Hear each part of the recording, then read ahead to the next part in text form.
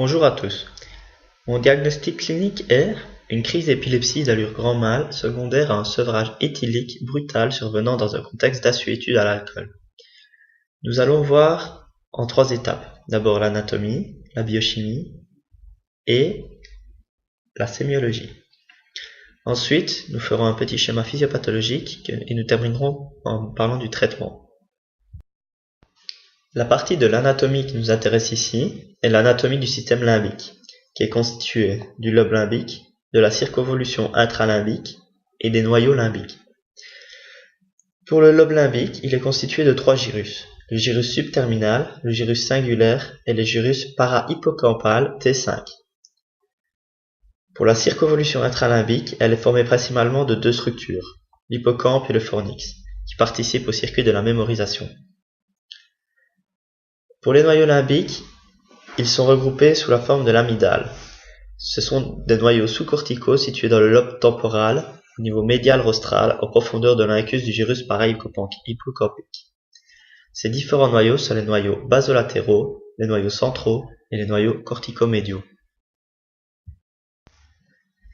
Alors, dans le système nerveux, l'activité électrique est transmise d'un neurone excitateur à un autre sous forme de potentiel d'action généré par une dépolarisation causée par l'ouverture de canaux calciques et sodiques. Ces dépolarisations sont régulées et diminuées par des neurones inhibiteurs GABAergiques qui activent les canaux potassiques ou au chlore, ce qui provoque une hyperpolarisation. Le GABA utilisé dans cette régulation est synthétisé par la glutamate décarboxylase qui a besoin de vitamine B6 comme cofacteur. Nous allons parler ici du syndrome de sevrage qui est l'arrêt de consommation d'alcool chez le malade alcoolodépendant. Il se définit par des manifestations symptomatiques survenant dans les suites immédiates ou différées jusqu'au 10e jour suivant l'arrêt de consommation d'alcool. Il se caractérise par des troubles psychiques, des troubles comportementaux, une hyperactivité autonomique, des hallucinations visuelles, tactiles ou auditives, des troubles subjectifs comme l'anxiété et l'angoisse, des troubles neurovégétatifs, des troubles digestifs, une déshydratation et une crise d'épilepsie qui nous intéresse ici. Le plus souvent, elle est unique, généralisée dans les 48 heures du sevrage, sans anomalie à l'électroencéphalogramme. Mais il faut faire attention, la crise peut être due à une lésion associée, donc une première crise nécessite une imagerie cérébrale. Dans notre cas clinique, le patient est un alcoolique chronique. L'alcool est un agoniste des récepteurs au GABA, qui ont donc été habitués à être fortement stimulés. Il a subi un sevrage alcoolique aigu, le plus souvent rencontré lors d'une hospitalisation.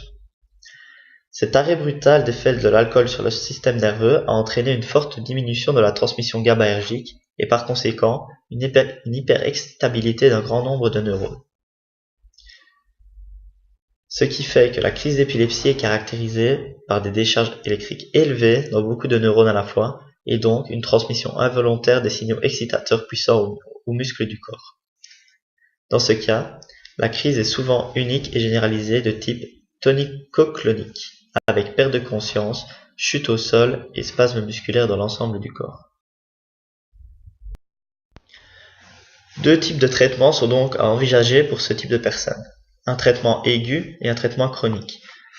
Le traitement aigu consiste à donner des benzodiazépines, car c'est un agoniste du GABA, et aussi un complexe vitaminique B, car ça permet la synthèse de GABA, comme on l'a vu précédemment.